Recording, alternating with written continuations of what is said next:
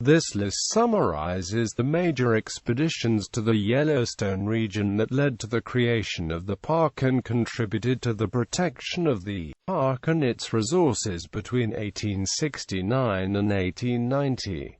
When President Ulysses S. Grant created Yellowstone National Park with the signing of the Act of Dedication, March 1, 1872, it was the result of three major expeditions into the region, expeditions that brought the wonders of Yellowstone into public view. Prior to 1869, the Yellowstone region, its rivers, waterfalls, lakes, mountains, valleys and geothermal features were essentially part of an unknown and unexplored territory. Even after the creation of the park, the region remained largely unexplored and its resources unprotected for over a decade until the U.S. Army assumed management of the park in 1886.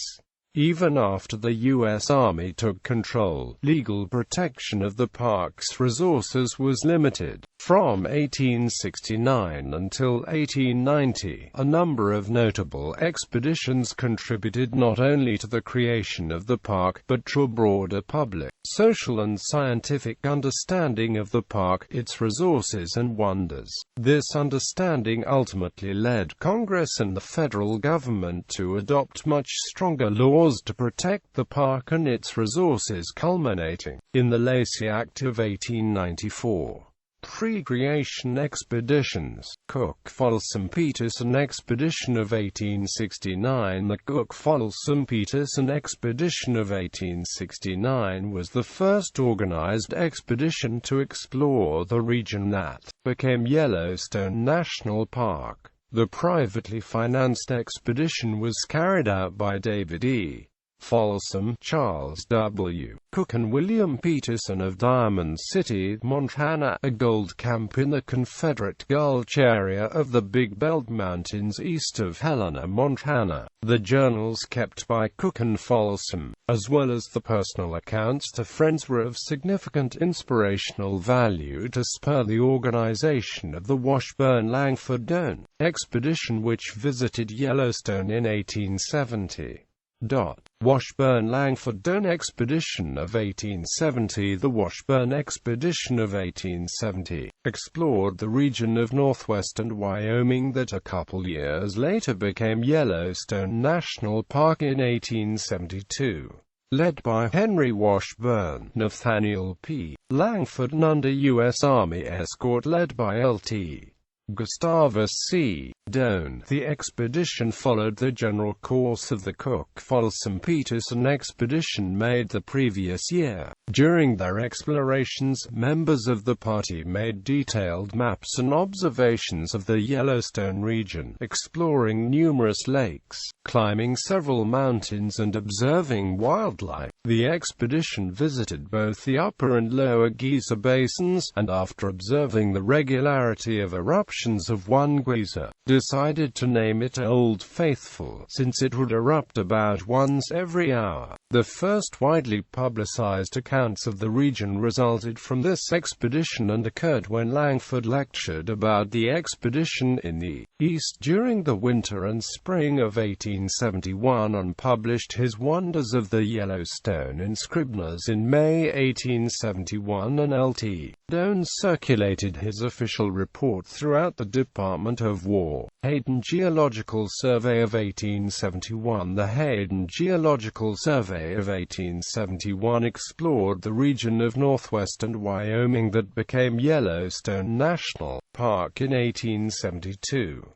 It was led by geologist Ferdinand van der Veer Hayden. In the spring of 1871, Hayden selected the members of the survey team, 32 in all from among friends and colleagues, 7 previous survey participants and a few political patrons. Included in the party was William Henry Jackson, his photographer from his 1870 survey, and Thomas Moran, a guest artist arranged by J. Cook. The 1871 survey was not Hayden's first, but it was the first federally funded geological survey to explore and further document features in the region soon to become Yellowstone National Park, and played a prominent role in convincing the U.S. Congress to pass the legislation creating the park. In 1894, Nathaniel P. Langford, the first park superintendent and a member of the Washburn-Langford-Doane expedition which explored the park in 1870, wrote this about the Hayden expedition. We trace the creation of the park from the Folsom-Cook expedition of 1869 to the Washburn expedition of 1870, and thence to the Hayden expedition of 1871. Not to one of these expeditions more than to another do we owe the legislation which set apart this pleasuring ground for the benefit and enjoyment of the people. Heap Barlow expedition of 1871. Post-creation expeditions. Hayden Geological Surveys of 1872 and 1878. Belknap Tour of 1876. In 1876, then U.S. Secretary of War William W. Belknap proposed actions to preserve Yellowstone National Park. In July 1876, Belknap visited Fort Ellis, Montana Territory, and proceeded on a 2-week journey through Yellowstone, retracing the route of the 1870 Washburn-Langford-Doane expedition. He was guided during this trip by Lt. Gustavus C. Doane, who was stationed at Fort Ellis and had been the leader of the military escort of the Washburn Party. From members of Secretary Belknap's party who came down recently. I learn that the spoliations in the park are great. There is at present no way of checking them. Several of the geysers are now nearly ruined, and the government should take some action to preserve these wonderful and beautiful curiosities before it is too late. 1876 Snake River Expedition. In the fall of 1876, after a tedious summer dealing with the aftermath of the Battle of the Little Bighorn, Lt. Gustavus C. Doane returned to Fort Ellis, restless for more exploration. All summer he had been planning an exploration of the Snake River region south of Yellowstone. Doane believed this exploration would gain him the same type recognition that had been bestowed on Hayden for Yellowstone and on John Wesley Powell for the Grand Canyon explorations. Although he had permission to make the exploration from his superiors Colonel John Gibbon and General Alfred Terry, whom he had courted during the summer campaign, Doane did this over the head of his immediate commander, Major James Brisbane, the post commander at Fort Ellis. By all accounts, Doane's 1876 Snake River expedition was ill-advised and an aborted failure. Doane planned to take his troop of soldiers over the Yellowstone Plateau in early winter to begin the trip down the Snake River, with an ingeniously disassembled wooden boat on pack mules. Doane and his party traveled up the Yellowstone River from Fort Ellis, eventually reaching Yellowstone Lake on October 24, well behind schedule because of deep snows and brutal cold. The boat proved difficult on Yellowstone Lake because of high winds and was partially wrecked, and supplies were lost. The party did not get the boat to Heart Lake until November 7. The weather and cold were brutal, and Doane's party did not make the next 20 miles down the Snake to Jackson Lake until December 7, 1876. By this time, they were critically short of supplies and began killing the stock for food. The boat proved unworthy in the Snake's white water and was eventually completely wrecked and abandoned. On December 15, 1876, Doane and his troop were near starvation and death when they arrived at a trapper's cabin on the Snake River. Eventually, they made Keenan City, Idaho, and then Fort Hall, Idaho by January 4, 1877. By this time, however, word of the condition had reached Major Brisbane at Fort Ellis, and with permission from General Terry, Brisbane recalled Doane and his troops to Fort Ellis against Doane's wishes. They finally arrived there on February 2, 1877. Doane had put his troops in harm's way for his own ambition and almost created a tragedy. This was Doane's last foray into the Yellowstone Plateau. Chester A. Arthur Presidential Expedition of 1883. In May 1883, President Chester A. Arthur, under stress from the first years of his unexpected presidency, was encouraged to take a good rest by his advisers. One of those advisers, Senator George Vest of Missouri, suggested a trip to the new national park, Yellowstone. By early summer, the unusual trip was being arranged. President Arthur would visit the park for 2 weeks in August, unaccompanied by any journalists. He was the first sitting U.S. president to visit Yellowstone. Through his notoriety with the Northern Pacific Railroad and early trips to Yellowstone, Frank J. Haynes, soon to become the official Yellowstone National Park photographer, was selected as the official photographer for the trip. In 1882, Vest became aware of concession abuses and outright attempts at uncontrolled monopolies being proposed for Yellowstone National Park concessions by the railroads and other businessmen. He introduced and eventually helped pass legislation that required the Secretary of Interior to submit concession and construction contracts to the Senate for oversight, thus stifling potential corruption and abuses. Throughout the remainder of his Senate career, Vest was considered the self-appointed protector of Yellowstone National Park, and his encouragement of the Arthur expedition brought national attention to Yellowstone. Hague Geologic Surveys of 1883 to 1889, Indiana 1883. Arnold Hague, a geologist, was appointed geologist in charge of the survey of the Yellowstone National Park and vicinity, and began field work in August of that year with a large party of assistants, including 3 assistant geologists, W.H.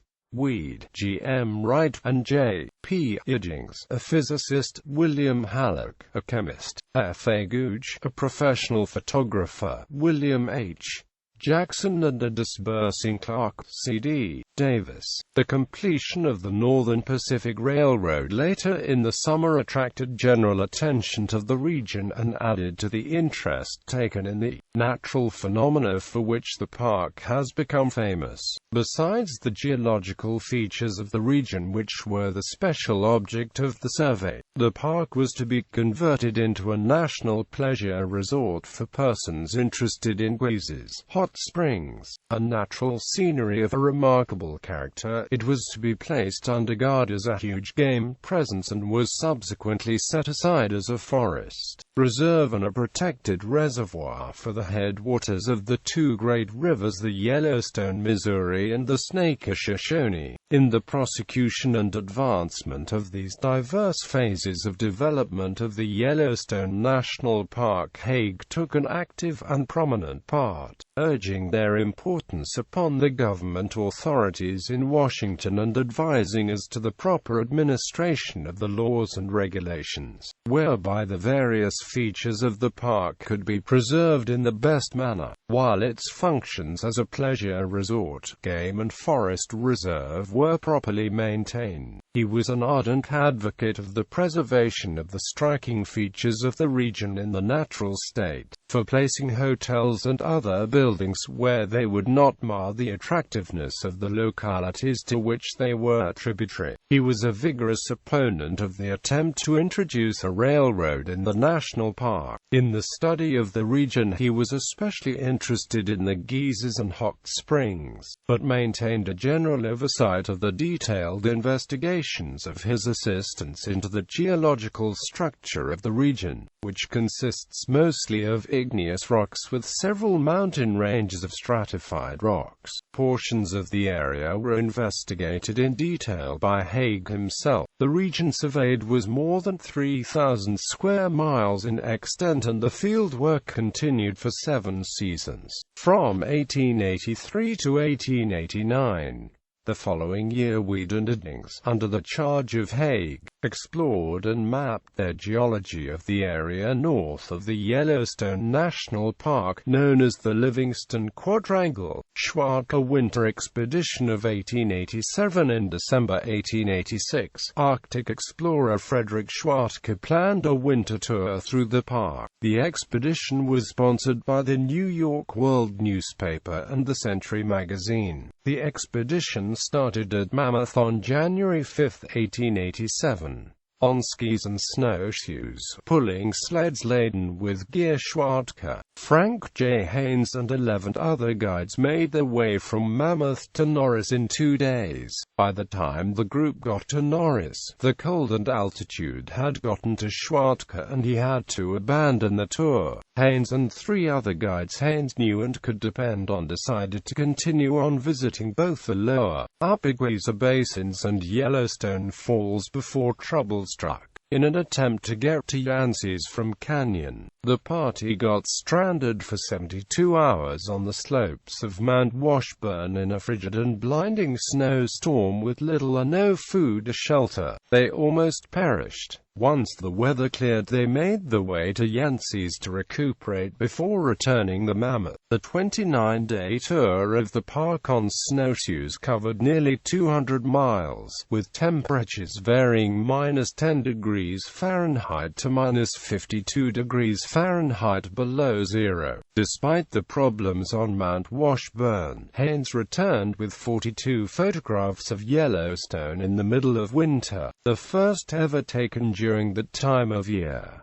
Major protective measures enacted. In 1872, when Yellowstone National Park was created, there was yet no legal protection for wildlife in the park. In the early years of the park, administrators, poachers and tourists were essentially free to kill any game or predator they came across. In January 1883, U.S. Secretary of the Interior Columbus Delano issued regulations prohibiting hunting of most park animals, but the regulations did not apply to wolves, coyotes, bears, mountain lions and other small predators.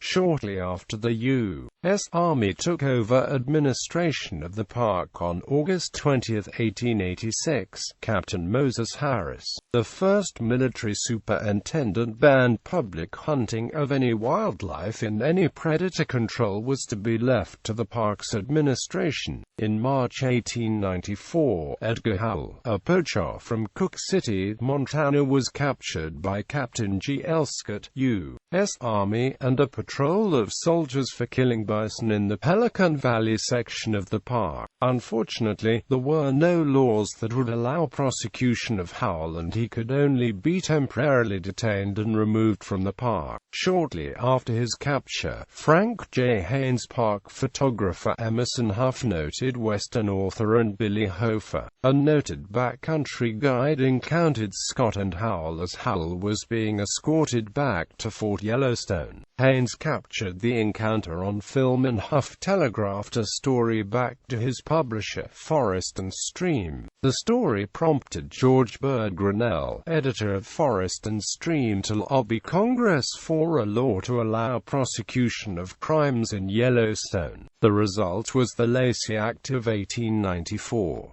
Congressman John F. Lacey was an enthusiastic defender of Yellowstone National Park, and in 1894, in response to the inability of park administrators to punish poachers of the park's wildlife, Lacey sponsored legislation to give the Department of Interior authority to arrest and prosecute law violators in the park. Although only known as the Lacey Act in the context of Yellowstone National Park, in May 1894 Congress passed an act to protect the birds and animals in Yellowstone National Park, and to punish crimes in said park, and for other purposes, which became the cornerstone of future law enforcement policies in the park.